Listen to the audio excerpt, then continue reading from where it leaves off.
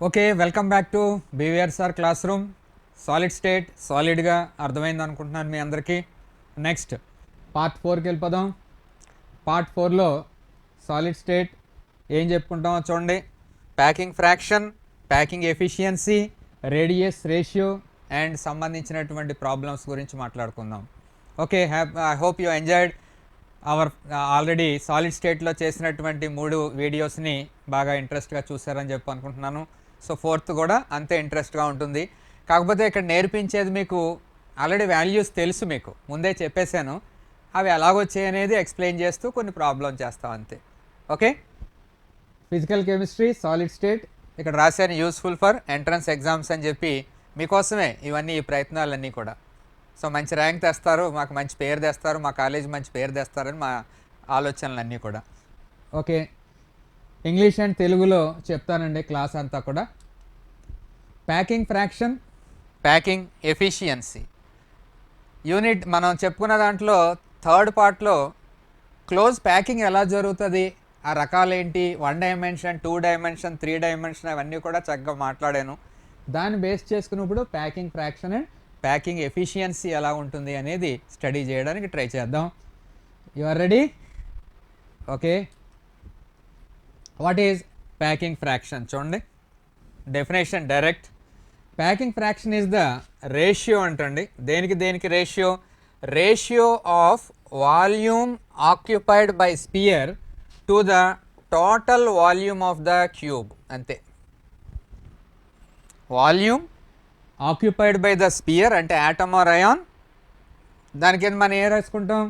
Total volume రాసుకుంటాం. So packing fraction is equal to volume occupied by sphere by total volume of cube. అది రాసుకుంటే చూడండి, 4/3 πr cube into Z by A cube వచ్చింది. ఈ values అన్నీ మీకు తెలిసిందే. ఎడిషనల్గా మీకు ఇక్కడ కనిపించేది జెడ్. జెడ్ అంటే ఏంటంటే number of atoms in cube. ఆ పర్టిక్యులర్ యూనిట్ సెల్లో నెంబర్ ఆఫ్ యాటమ్స్ ఎన్ని ఉంటాయి అనేది మనం చెప్పుకుంటాం అన్నమాట. ఫర్ ఎగ్జాంపుల్ SCC తీసుకున్నాం అనుకోండి, నెంబర్ ఆఫ్ యాటమ్స్ ఎన్ని ఉంటాయి? ఓన్లీ 1. ఏమైనా డౌట్ ఉంటే ఫస్ట్ వీడియోలోకి వెళ్ళిపోండి ఒకసారి. రెండోది BCC కానీ తీసుకున్నాం అనుకోండి, ఎన్ని ఉంటాయి? 2. FCC కానీ తీసుకున్నాం అనుకోండి, ఎన్ని ఉంటాయి? 4. ఆ రకమైనటువంటి అరేంజ్మెంట్ ఉంటుంది. సో దాని నుంచి ఫైనల్ వాల్యూ తీసుకొద్దాం, అంతే నేర్చుకునేది ఇక్కడ. అయితే ఇక్కడ ఏ అని చెప్పి చూసాము చూడండి. ఇంక ఏ అంటే ఏంటి అంటే, a is simply just a is edge of the cube అనమాట. ఆ క్యూబ్ ఎడ్జ్ ఎంత ఉంటుంది అంటే, క్యూబ్ మనం ఇలాగ రాసుకుంటాం కదా, క్యూబ్ ఈ రకంగా రాసుకున్న దానికి ఈ డిస్టెన్స్ని ఏతో సూచిస్తాం. ఎడ్జ్ ఆఫ్ ద క్యూబ్ అంటాం అనమాట దాన్ని. సో చూద్దాం. A is equal to edge of the cube. N అంటే ఏంటన్నాను? Number of spheres per unit cell. ఇక్కడ రాశాను కదా ఆల్రెడీ, దాన్ని యూజ్ చేసి ప్రాబ్లం చేయడానికి ట్రై చేద్దాం. ఫస్ట్ దేంతో మొదలు పెడుతున్నాం చూడండి. ఇక్కడ SCC simple cube SCC. So SCC simple cube కానీ తీసుకుంటే R is equal to A/2 అవుతుందండి, సింపుల్ క్యూబ్ కాబట్టి. దీన్ని డయాగ్రామేటిక్గా చూపిస్తాను. జెడ్ వాల్యూ ఎంత అని చెప్పుకున్నాం? Z value 1. ఓకే, దీంట్లో సబ్స్టిట్యూట్ చేయండి. 4/3 πr క్యూబ్ అంటే A/2 క్యూబ్, జెడ్ ఏమో 1 తీసుకుంటాం బై ఏ క్యూబ్. సో అది సింపుల్గా జాగ్రత్తగా కానీ సాల్వ్ చేసుకుంటూ వచ్చారనుకోండి, మనకి ఫైనల్గా ప్యాకింగ్ ఫ్యాక్టర్ చూడండి 0.524 వచ్చింది. Volume of occupied by sphere ఎంత వస్తుందో చూడండి, 52.4. సాల్వ్ చేస్తే ఇంకా 52 అన్నాం. Okay, no problem. 52.4. అప్పుడు రిమైనింగ్ ఖాళీ ఎంత అవుద్ది? వాయిడ్ ఫ్రీ స్పేస్ ఎంత అవుద్దో చూడండి. 100 - 52.4 ఎంత అవుతుంది? 48 అనుకోండి, 47.6 అవుతుంది. సో అది SCCకి సంబంధించినటువంటి విషయం. ఓకే, SCCలోనే ఇంకా కొంచెం జస్ట్ డీటెయిల్డ్గా చెప్పడానికి ట్రై చేస్తున్నాను. This is the simple cube. Simple క్యూబ్లో మీకు అరేంజ్మెంట్ ఎలా ఉందో చూడండి. ఇది ఏం చెప్పాను మీకు? ఎడ్జ్ అని చెప్పి అన్నాను కదా, cube all sides equal. So edge దేంతో సూచిస్తాం? ఏతో సూచిస్తాం. ఇవి స్పియర్స్. చూడండి మరి స్పియర్స్ ఎంత స్పేస్ ఆక్యుపై చేసి ఇక్కడ నుంచి ఇక్కడికి ఏ ఎడ్జ్ అయితే ఇందులో హాఫ్ ఎంత అవుద్ది, a/2 = r అవుతుంది. దాన్నే మనం తీసుకున్నాం. సో అప్పుడు atoms unit cell, atoms per unit cell అంటే ఎన్ని, 1 4/3 ఇంకో r³ that is the volume of atom by volume of unit cell a³. అదే సాల్వ్ చేసాం. ఇక్కడ 1 ఎలాగొచ్చింది అనే పాయింట్ కూడా మీకు తెలుసు. చూడండి క్లోజ్ ప్యాక్డ్ డైరెక్షన్స్ కంటైన్స్ 8 ఉంటాయి. ఇక 1 2 3 4 5 6 7 అండ్ ఆపోజిట్ సైడ్ 8 ఉన్నాయి. ఇంటూ కంట్రిబ్యూషన్ ఎంత, 1/8 కంట్రిబ్యూషన్. సో అది సాల్వ్ చేస్తే ఎంత అవుద్ది, 1 యాటమ్ పర్ యూనిట్ సెల్ వస్తుంది. ఆ మొత్తం సాల్వ్ చేస్తే ఎంత వచ్చింది ఇందాక చూసారు కదా. So that is the value packing efficiency. Packing efficiency ఎంత వచ్చిందో చూడండి. అలాగే దాని నుంచి వేకెంట్ స్పేస్ ఎంత వచ్చిందో కూడా క్యాలిక్యులేట్ చేయండి. రెండోది second one, packing fraction or packing efficiency దేనికి, బీసీసీ. ప్యాకింగ్ ఫ్రాక్షన్ కట్టడానికి ట్రై చేయండి, బీసీసీ. జెడ్ వాల్యూ అంతా ఇక్కడ 2 అవుతుంది, రిమైనింగ్ అంతా మీరు చూసుకోవచ్చు. ఆర్ వాల్యూ స్టార్టింగ్లోనే మీకు ఎలాగా కట్టాలి ఇవన్నీ కూడా నేర్పించాను, గుర్తుండే ఉంటాయి. గుర్తు లేకపోతే ఒకసారి రివైజ్ చేసుకోండి, మీరు నోట్స్లో రాసుకుని ఉండొచ్చు ఆ పాయింట్స్. దాని నుంచి తీసుకోండి. ఆర్ = √3/4 ఇంటూ ఏ అవుతుంది. జెడ్ వాల్యూ ఏమో 2 అవుతుంది. ఇది important, R value and Z value important. మిగతాదంతా మీరే ఆటోమేటిక్గా సాల్వ్ చేసుకుంటూ వెళ్ళిపోతారు. సో ప్యాకింగ్ ఫ్రాక్షన్ కట్టడానికి ట్రై చేయండి, వాల్యూ సబ్స్టిట్యూట్ చేస్తూ. ఇంకో ఆర్ వాల్యూ ఫైనల్గా మనకి ఎంత వచ్చింది, 0.68 వచ్చింది. సో పర్సంటేజ్లోకి దాన్ని మార్చామనుకోండి, పర్సంటేజ్ వాల్యూమ్ ఆక్యుపైడ్ = ఎంత అవుతుంది, 100 ఇంటూ 0.68 ఈజ్ 68% వస్తుంది అని చెప్పి తెలుసు. మరి వేకెంట్ స్పేస్ ఎంత, వాయిడ్ స్పేస్ 32% ఉంటుంది. దేనికి, బీసీసీ స్ట్రక్చర్కి. ఓకేనండి, సేమ్ ఆల్రెడీ ముందు దాంట్లో చెప్పుకున్నాయి, ఇప్పుడు మీకు క్యాలిక్యులేట్ చేసి చూపిస్తున్నాను అంతే డిఫరెన్స్. అలాగే ఇంకోటి ఏంటి, మూడోది ఎఫ్సిసి కూడా కాదు, ఇదే ఎఫ్సిసి. అయితే ఇక్కడ డిఫరెన్స్ ఏంటి, ఎఫ్సిసిలో జెడ్ వాల్యూ 4 ఉంటుంది. అవునండి, ఆల్రెడీ ఇందాక రాసి చూపించాను. తర్వాత R value very important for you. R value ఎంత తీసుకోవాలి, ఆర్ = √2/4 ఇంటూ ఏ. ఇది కూడా ఈ మూడాట్లకి కూడా ఆల్రెడీ స్టార్టింగ్లో ప్రాక్టీస్ చేయించినవే మళ్ళీ ఇప్పుడు వస్తున్నాయి అనమాట. అందు గురించి అప్పుడు డీటెయిల్గా చెప్పాను. చాలా లెందీగా ఎవరికైనా అనిపిస్తే అనిపించవచ్చు. ఇవన్నీ ఇలా ఉపయోగపడతాయి కాబట్టి డీటెయిల్గా చెప్పడం నాకు అలవాటు. Okay, so R value, R = √2/4 into A, Z ఏమో 4. వాల్యూ సబ్స్టిట్యూట్ చేయండి. వాల్యూ సబ్స్టిట్యూట్ చేసి మనం సాల్వ్ చేస్తే ఎంత వస్తుందో చూడండి. మీకు తెలిసినటువంటి వాల్యూ వచ్చిందా లేదో చూసుకోండి, 0.7407. That's all. సో 0.740 సరిపోతుంది. వాల్యూమ్ ఆక్యుపైడ్, వాల్యూమ్ ఆక్యుపైడ్ పర్సంటేజ్లోకి మారిస్తే ఎంత వచ్చింది చూడండి, 74. అప్పుడు వేకెంట్ స్పేస్ ఎంత వస్తుంది, 26% వేకెంట్ స్పేస్ వచ్చింది. గుర్తుంచుకోవాలంతే, ఇది ఎలా క్యాలిక్యులేట్ చేశారు ఏంటనేది ఒకసారి తెలుస్తుంది మీకు. ఇవన్నీ గుర్తుపెట్టుకుని వర్కౌట్ చేయడానికి ట్రై చేయాలి. ఇది ఒకసారి ఇంపార్టెంట్ పాయింట్ నోట్ చేసుకోండి. Close packing of atoms in cubic structure follows the order. Close packing అంటే సింపుల్ ఏం లేదు, packing fraction or packing efficiency. Packing efficiency of atoms in cubic structure follows the order. ఏంటి ఫైనల్గా, FCC > BCC > SCC. Values ఒకసారి recollect చేయండి. ఎంత, 74, 68, 52.4. ఆ values గుర్తున్నాయి కదా, సేమ్ అదే దాన్ని జాగ్రత్తగా ఇక్కడ రాసుకోవడానికి ట్రై చేయండి. So FCC > BCC > SCC. ఇక్కడ more closely packed atoms are in FCC అండి. అక్కడ కూడా పైన కూడా చెప్పుకున్నాం అదే విషయాన్ని. ఇది అడిగినటువంటి క్వశ్చన్, ఎగ్జామినేషన్లో అడిగినటువంటి క్వశ్చన్. దీన్ని మీరు సాల్వ్ చేయండి.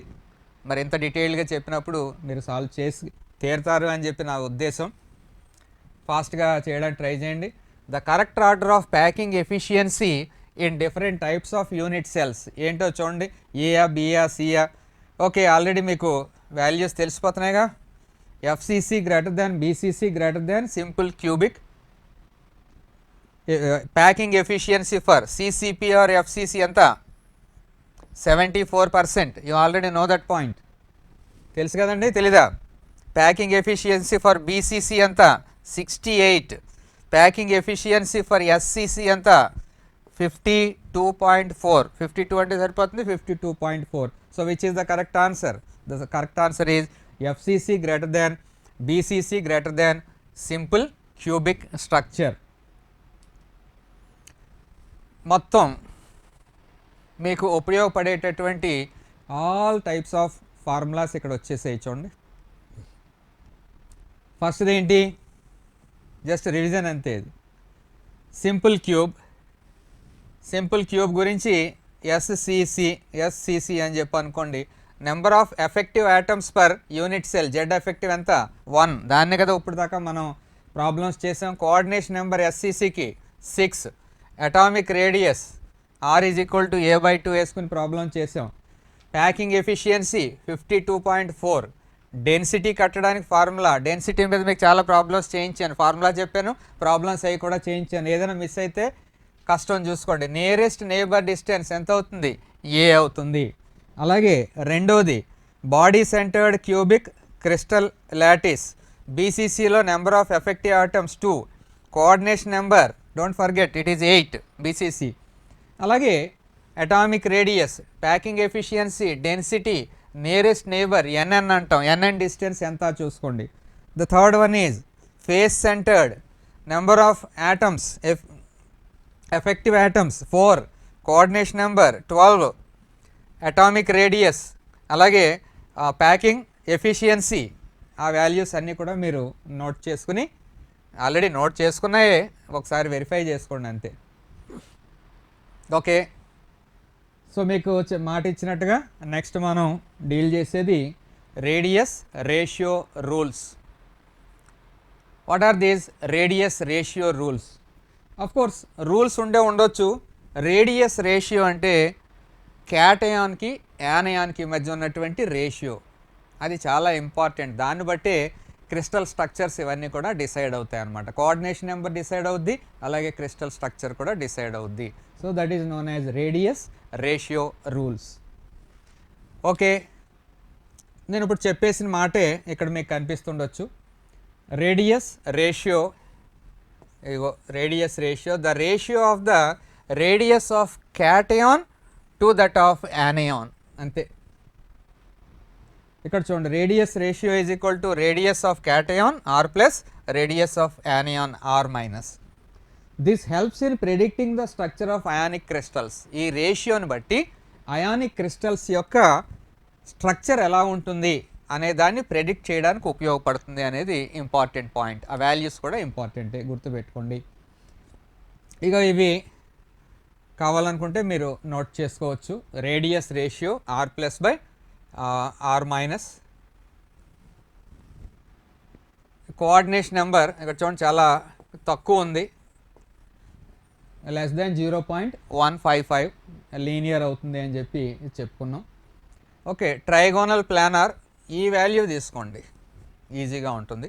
అలాగే టెట్రాహెడ్రల్, అలాగే ఆక్టాహెడ్రల్. క్యూబిక్ అనుకోండి, క్యూబిక్కి చాలా ఎక్కువ వాల్యూ ఉంటుంది. Corresponding geometries trigonal planar, tetrahedral, octahedral, cubic. Corresponding examples మీకు వీలుంటే గుర్తుపెట్టుకోండి. So these are the values. Left side ఉన్న వాటిని బాగా ప్రాక్టీస్ చేయడానికి ట్రై చేయండి.